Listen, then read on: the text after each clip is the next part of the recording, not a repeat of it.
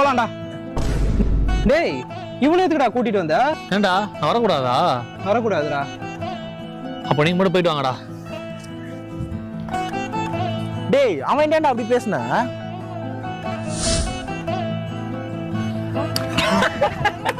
டேய் டேய் சுவிங்க தானே ஏன்டா தலையில ஓட்டுறீங்க? அது வேற வராதுடா.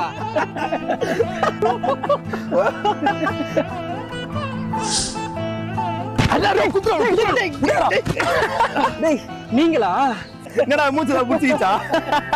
வலிச்சுதுடா. சரி வாங்க.